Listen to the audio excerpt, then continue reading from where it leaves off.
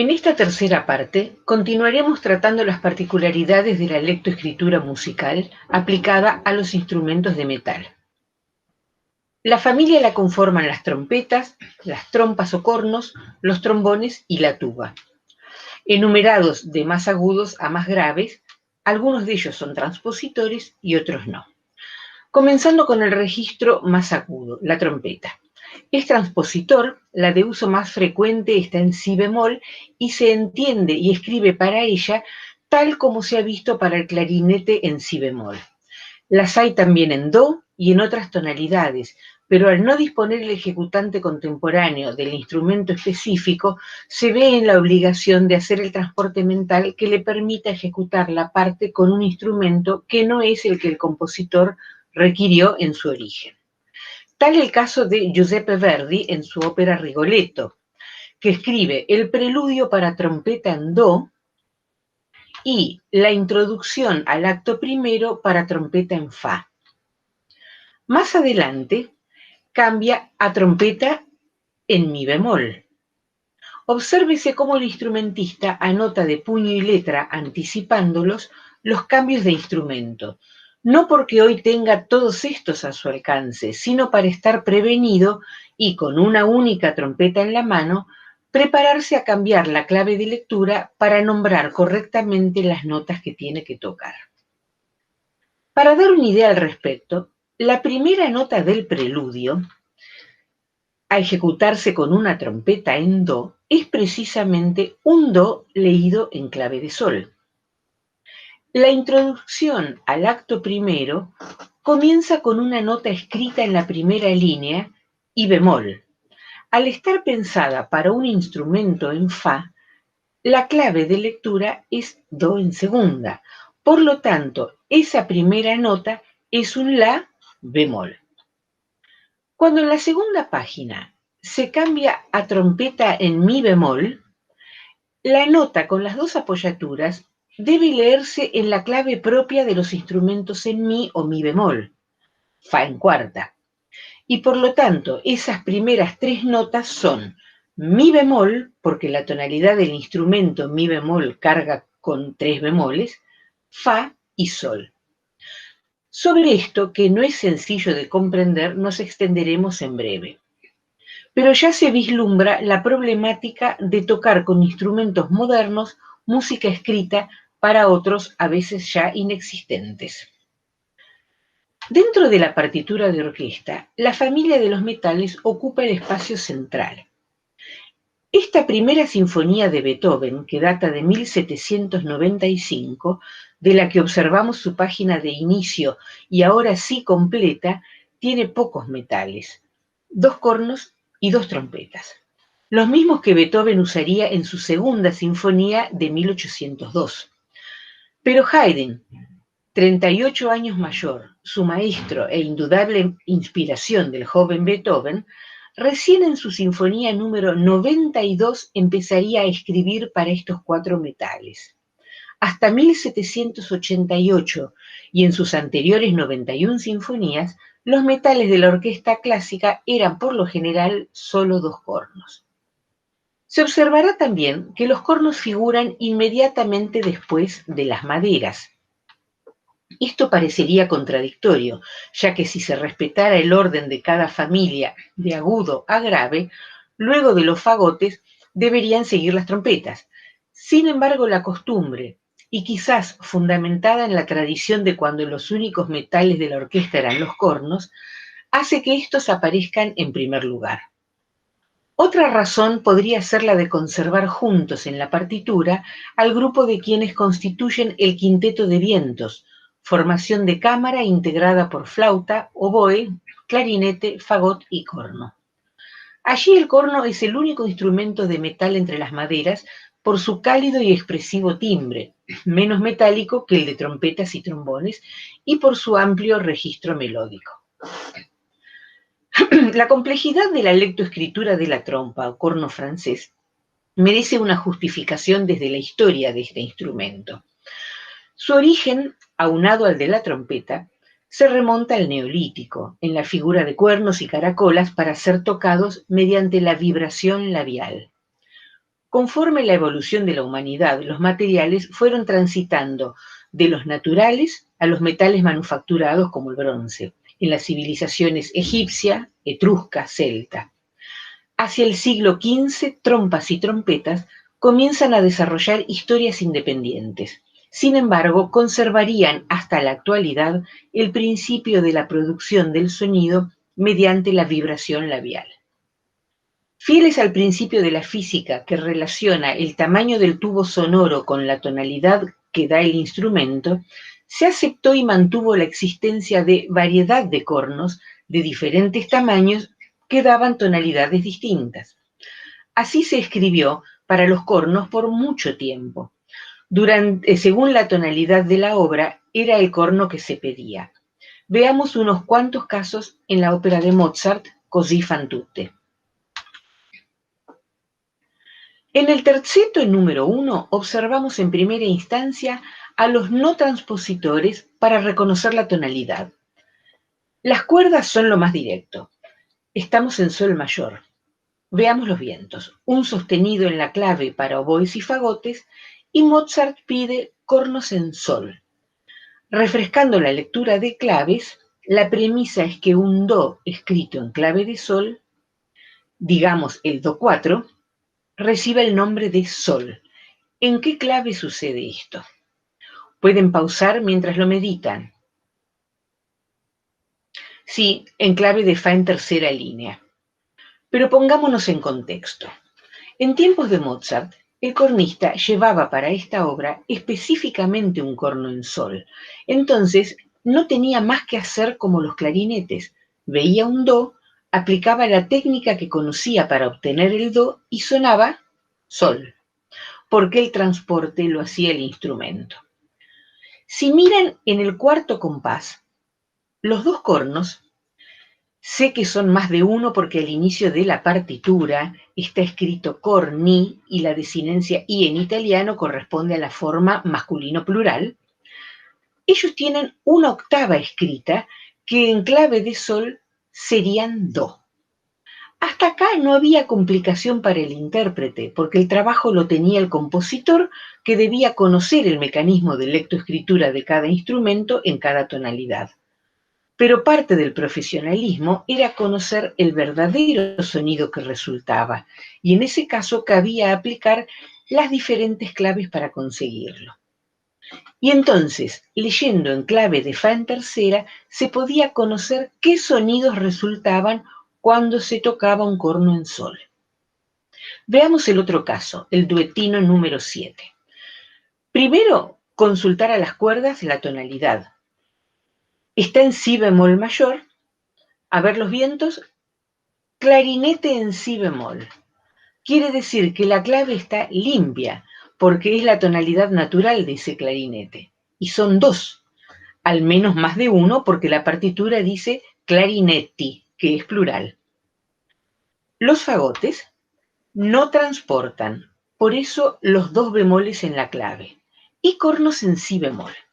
Si bemol bajo se aclara, porque hay otro que es agudo, en las mismas condiciones que los clarinetes. Si miran las notas de uno y otro, son puros do en clave de sol. Y otra vez, en tiempos de Mozart, y antes también, los cornistas habrían llevado los instrumentos en si bemol. Los leían como se ve, y el instrumento hacía el transporte consiguiendo que la nota do escrita sonara si bemol. ¿Y con cuál clave se llegaría a esa información? En clave de do en cuarta. Pero insisto, aplicar la clave era un valor agregado para saber qué estaba sonando. No era necesario para cumplir con la música escrita porque el transporte dependía del instrumento. Veamos más casos. Número 6, quinteto. Siempre la misma ópera de Mozart. Tonalidad mi bemol mayor, según dicen las cuerdas. Los vientos, en alto, los clarinetes en si bemol, que para llegar a mi bemol deben bajar una tonalidad. Por eso solo un bemol en la clave. Fagotes que no transportan, y Mozart pide corni in es. En alemán, las notas tienen los nombres de las letras del alfabeto, semejantes al cifrado americano, pero con la desinencia S se indica que es bemol. Por eso pide cornos en mi bemol, la tonalidad del quinteto. Sigue el número 10, un tercetino. Está en mi mayor. Veamos los vientos. Flautas que no transportan llevan 4 sostenidos. Acá se pide clarinetes en la, que con un solo sostenido en la clave llegan a mi mayor, porque los otros 3 sostenidos los da el instrumento. Se observa que es preferible cambiar de instrumento a seguir tocando con un clarinete en si bemol, que habría necesitado en la clave. ¿Cuántos sostenidos? Piensen, los necesarios para llegar a do desde si bemol donde están y los otros para llegar a mi mayor. Pausen el video, lo piensan y reanudan. Exacto, si lo calcularon bien, 6 sostenidos, incomodísimo. Por eso es que directamente Mozart pide clarinetes en la. Y los cornos son en mi, la tonalidad de la obra. La letra E es la nota mi. Y en el fragmento anterior, el mi bemol se decía es. Y a propósito, mi y mi bemol, ¿en qué clave deberíamos pensar para que un do se nombre mi? Pausan, piensan y reanudan. En clave de fa en cuarta. Y ya que estamos con sostenidos, un ejemplo más. En la escena segunda de la misma ópera que comienza con el número 4, duetto, la tonalidad es la mayor y Mozart pide clarinetes y cornos en la. Por eso ambas armaduras de clave están en estado natural, ya que los respectivos instrumentos proveen dentro de sí los 3 sostenidos necesarios. La nota tenida de los cornos desde el inicio se lee do, es clave de sol. Pero como la indicación del comienzo nos dice que son cornos en la, sabemos que ese do suena la. Lo mismo que el clarinete en este caso. Y si quisiéramos nombrar correctamente a ese do por lo que de verdad suena, ¿qué clave estaríamos usando? Pausen, piensan y reanudan. Sería la clave de do en primera. Hasta ahora habrán visto que por lo general, al disponer ejecutantes y compositores de cornos en tan variadas tonalidades, hubo una tendencia a pedir directamente el corno en la tonalidad de la obra. Si era una ópera, las tonalidades variaban de un número a otro. Si era una sinfonía, cambiaban por movimientos. Pero no todos los instrumentos transpositores contaban con tantas opciones. Veamos un caso más elaborado. Seguimos con Mozart y otra escena de Così fan tutte. Aquí los vientos son flauta, oboe, fagot y trombe in B. El término italiano trombe termina en E, otra desinencia que señala género y número. Es el femenino plural de tromba, que es la trompeta. Pero o no había entonces instrumentos en tantas tonalidades, o el sentido común del compositor hacía evidente que para una intervención breve no valía la pena un cambio físico de instrumento, por eso Mozart pide la más común, trompeta en si bemol. Porque en alemán B representa al si bemol, no al natural. ¿Y cómo se opera con un instrumento que está en una tonalidad no coincidente con la de la obra? Pues limitando su uso a aquellas notas que sean comunes entre ambas tonalidades y evitando las otras. Dejamos por un momento en espera el caso de la trompeta y veamos un ejemplo para esta situación antes de proseguir.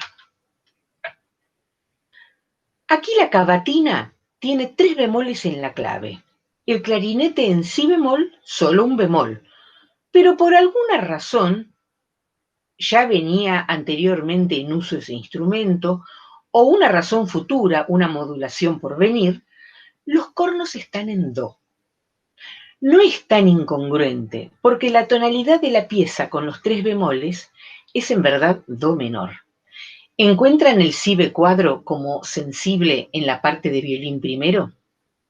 Entonces, un corno en do debería ejecutar sin dificultad solo los grados tonales de do mayor y do menor, que son los mismos, do, fa y sol, tónica, subdominante y dominante. Los grados modales, tercero, sexto, séptimo, serían incompatibles entre ambos modos de do, entre do mayor y do menor, salvo el séptimo grado ascendido para generar la sensible en el modo menor, que sería otro punto de coincidencia. Volvamos ahora a la imagen anterior. Veamos en detalle. En el tercer compás, oboes y fagotes tienen los mi bemoles, y en el compás 5, el fa es sostenido. Empieza a cobrar sentido el uso de la trompeta en si bemol, porque a esto se suma en el compás 6 que el si es bemol. Por lo tanto, la tonalidad es sol menor. ¿Cómo lo resuelve con los instrumentos no transpositores? Agregando el si bemol, la tercera rebajada, como alteración accidental. ¿Y ahora parece tan extraña la elección de esta trompeta? No, porque sol menor y si bemol mayor son relativas. Queda pendiente saber por qué Mozart lo escribió así, pero imposible hacer conjeturas con solo 6 compases a la vista. En el ejemplo, deberemos leer la trompeta en si bemol en aquella clave en la cual al do se le pueda decir si, leer una nota por debajo. Y eso sucede en clave de do en cuarta. Por lo tanto, las redondas del segundo compás de las trompetas son mi en clave de sol, pero el efecto, ¿recuerdan cuando con los clarinetes mencionamos las notas de efecto o reales? El efecto será la octava re, y como la obra está en sol, el re es la dominante, el quinto grado, y no tiene por qué saberse de qué tipo de instrumento proviene, a menos que suene desafinado. Fue por eso que esta posibilidad de interacción de las tonalidades se consolidara recién gracias al acuerdo sobre el temperamento igual en tiempos de Bach, inicios del siglo XVIII, que permitió que la octava se dividiera en 12 semitonos idénticos en tamaño y pasaran a ser cada uno de esos 12 sonidos funcionales y aceptables en cualquier tonalidad. Así resultó posible que un instrumento, volviendo al corno, en una tonalidad cualquiera, digamos mi bemol, pudiera desempeñarse en varias otras tonalidades de las cercanas a mi bemol. Recordemos, por favor, el cuadro de tonos vecinos de primer grado, con las 6 tonalidades intervinientes. Mi bemol, su x más 1 a la derecha, si bemol mayor, el x menos 1 a la izquierda, la bemol mayor, y las respectivas relativas menores, do menor, sol menor, fa menor. Entonces comienza a sentirse no tan restrictivo el tener un instrumento en una sola tonalidad cuando, manejado con habilidad por el compositor, puede ser funcional en unas cuantas tonalidades más. No al 100%, pero sí en tanto se le pidan sonidos que sean comunes a la tonalidad del instrumento y a la tonalidad en la que transita la obra. Además, a partir de la segunda mitad del siglo XVIII y durante todo el siglo XIX, los fabricantes de trompas exploraron posibilidades que permitieran sintetizar en un solo instrumento diferentes tonalidades. Algunos aportes fueron desde una tubería en forma de U deslizante que corregía la afinación en 1770, pasando por múltiples secciones de tubería que al intercambiarse transformaban la tonalidad del instrumento, hasta llegar a la invención de las válvulas, cuya primera mención data de 1814 y su posterior desarrollo. Por su parte, los instrumentistas también hacían lo suyo. En la década de 1770, el virtuoso cornista Giovanni Punto, checo de nacimiento, descubre que tapando y destapando el pabellón con la mano derecha se podían obtener sonidos a distancia de semitono, o sea, el camino hacia la escala cromática. Ejemplo de ello es la sonata opus 17 para piano y corno en fa, que Beethoven le dedicó y le acompañó al piano en el estreno el 18 de abril del año 1800. Obsérvese el uso de notas de adorno cromáticas, con sonidos que no pertenecen a fa mayor y que se lograban con la técnica de tapar el pabellón con la mano. En esos tiempos, las tonalidades más usadas en los pasajes cornísticos solistas eran las de re, mi bemol, mi natural y fa. Con la llegada de las válvulas, los compositores fueron aceptando la tonalidad de fa como la más práctica para el repertorio orquestal estándar.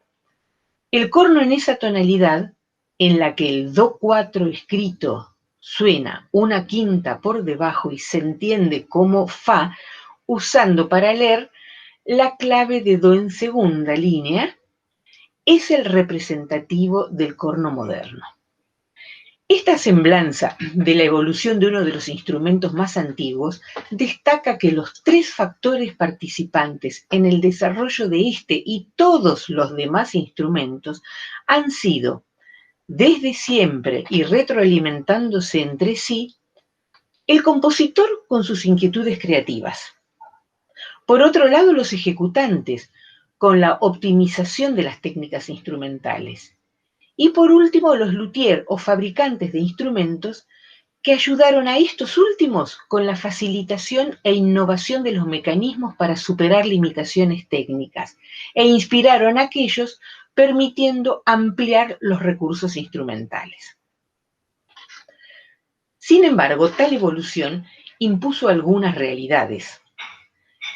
La más evidente y transformadora fue el abandono progresivo de los cornos naturales, cada uno en una tonalidad, por los modernos, cromáticos como un piano, que pueden dar en uno solo todas las notas contenidas en su extensión y hasta ofrecer más de una digitación en muchos sonidos.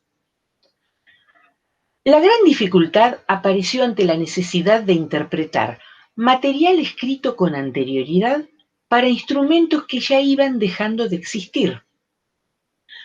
En la actualidad, y desde que el corno adquiriera sus características modernas hacia fines del siglo XIX, la tarea de adaptar textos de los grandes maestros a un instrumento nuevo quedó en manos de los instrumentistas.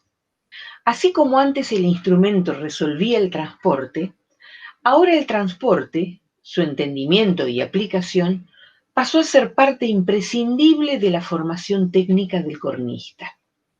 Por lo tanto, para interpretar una parte de corno se debe tomar conocimiento de cuál corno pide el compositor. Se escribe en palabras, al inicio de la partitura, de la particella, de cada movimiento de las obras, y hasta dentro de las obras si se produjeran cambios. Sin esa información es imposible tocar una sola nota. Les muestro la particella del primer corno, el inicio de cada uno de los 5 movimientos de la Sinfonía Fantástica de Berlioz. Primer movimiento, corno en mi bemol. Segundo, en mi. Tercero, en fa. Cuarto, en si bemol grave. Y quinto, en mi bemol. En tiempos del autor, la sinfonía se estrenó en 1830, los cornistas ya cambiaban las secciones del tubo, lo que se usaba en la época y era preferible a cargar o disponer de cada uno de esos instrumentos.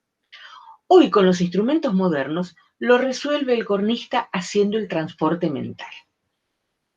Por otra parte, toda la música para corno se encontrará escrita en clave de sol y sin armadura de clave. Aún ante aparentes incongruencias, como que se pida corno en fa, cuyo uso se ha generalizado y es en la actualidad el corno por excelencia, y la obra esté en si bemol mayor, como el inicio de los cuadros de una exposición de Mussorgsky, o en aparente do, como las 3 piezas breves para quinteto de vientos de Jacques Ibert. Recordemos que al usarse el corno en fa, el si bemol viene incluido en el instrumento.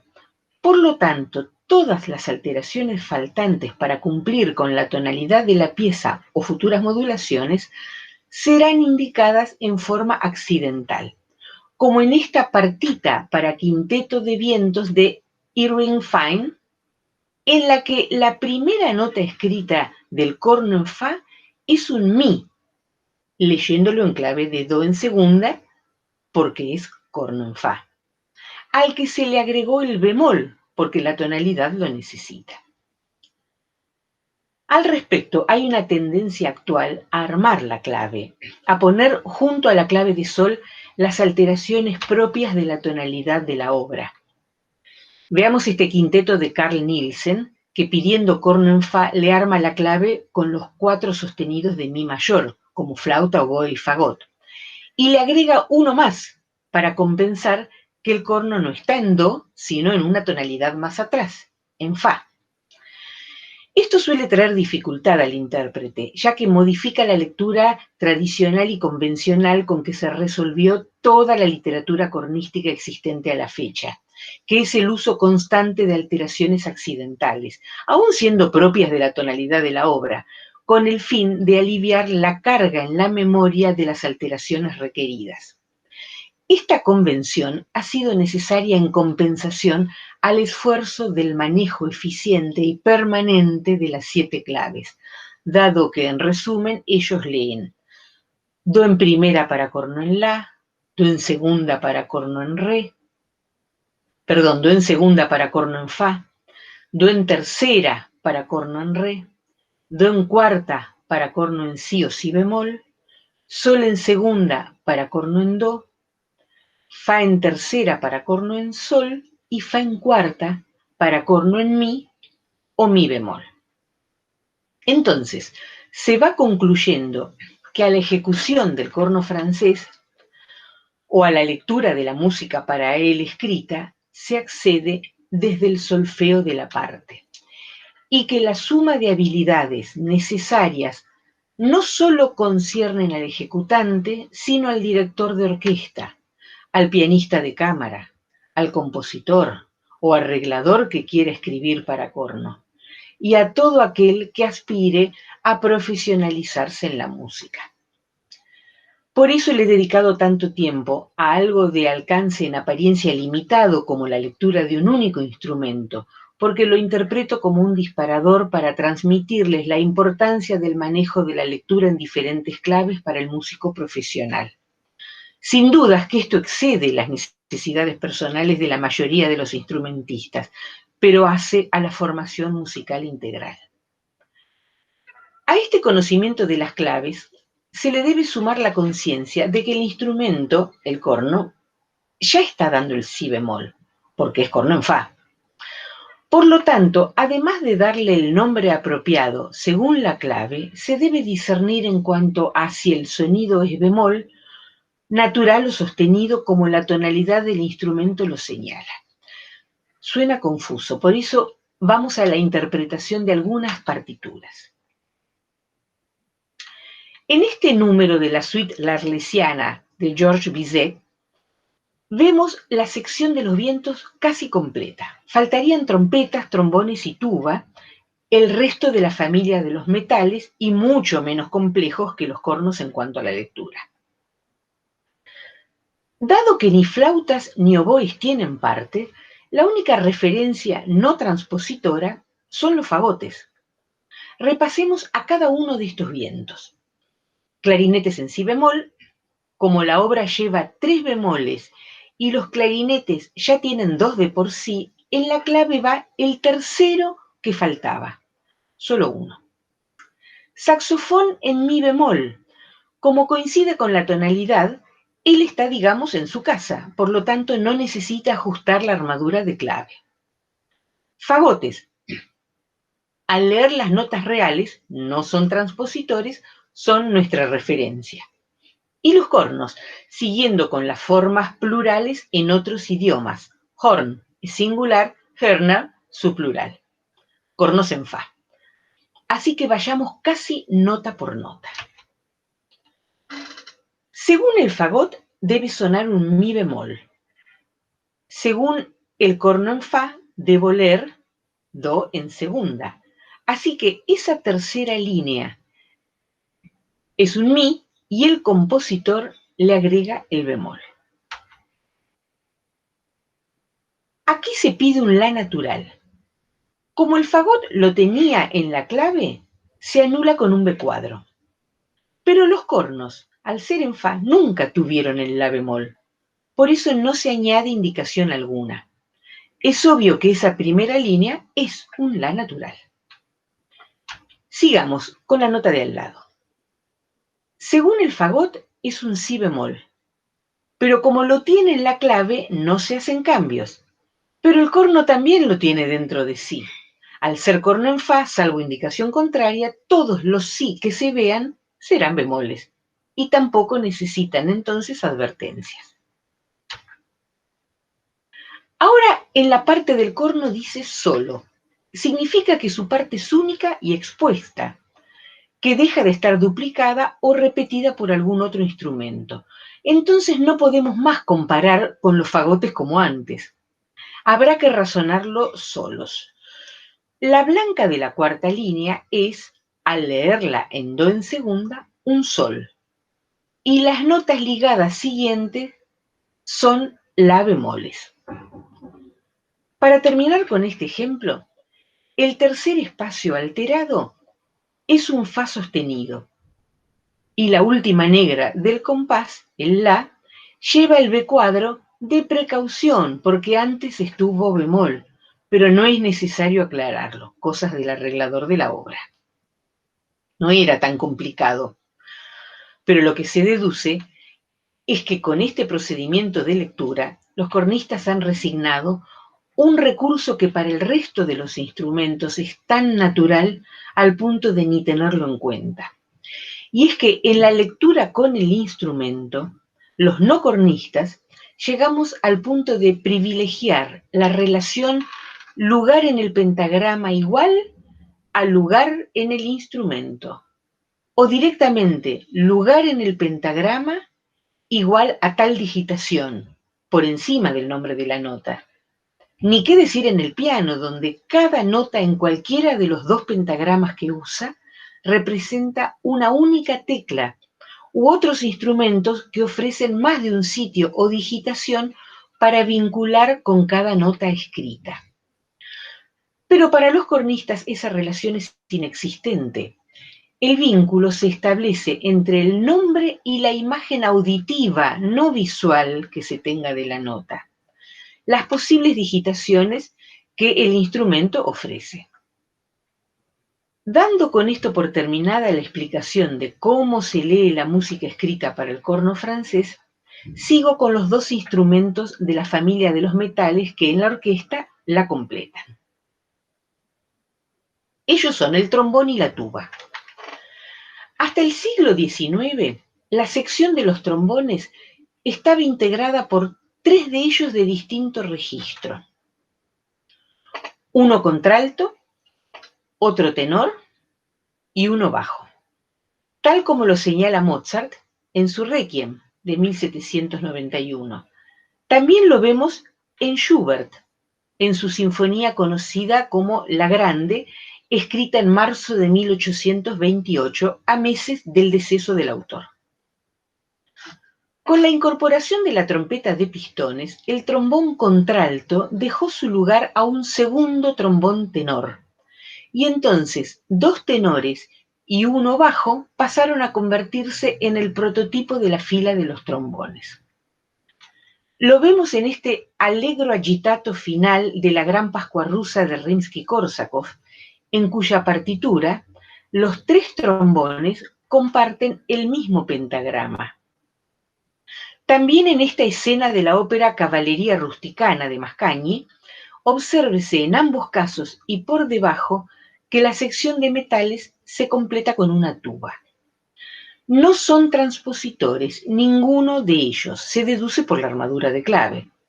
Leen generalmente en clave de fa en cuarta porque abarcan un registro prevalentemente grave, pero amplio, por lo que se han conservado algunas modalidades de lectura de cuando los trombones eran diferentes entre sí.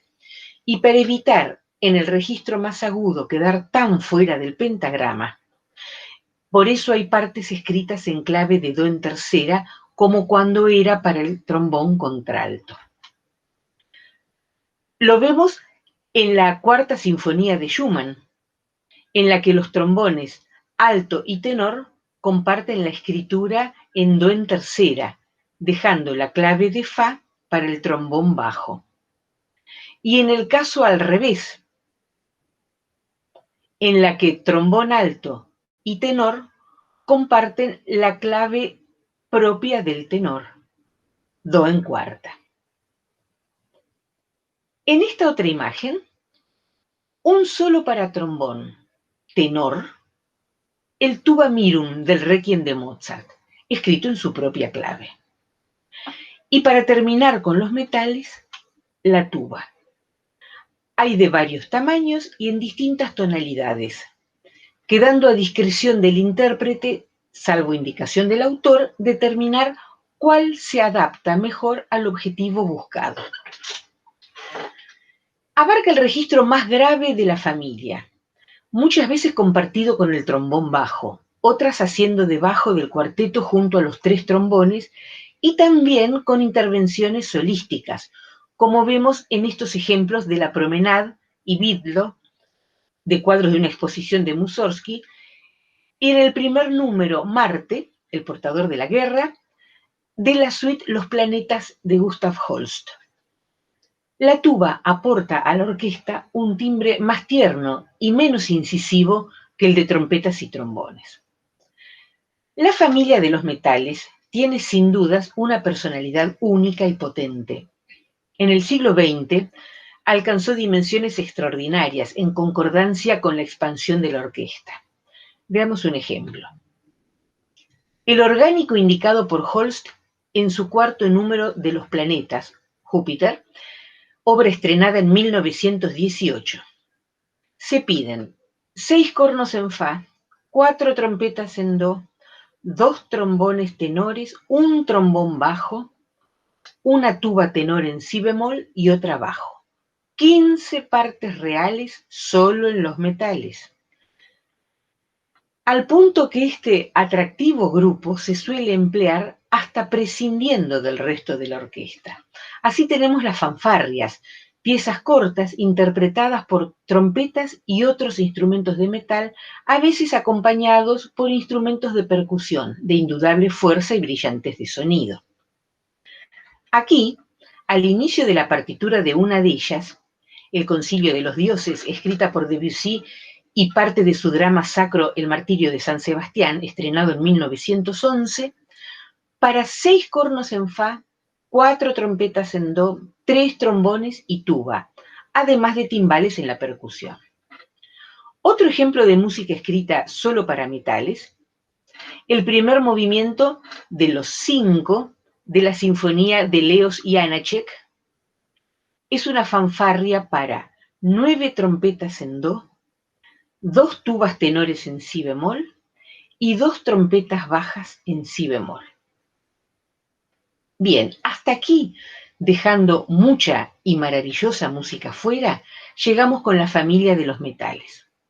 En el video siguiente cerraremos con la percusión, otros instrumentos de uso ocasional en la orquesta como acompañante de solistas y otros aspectos generales de la partitura.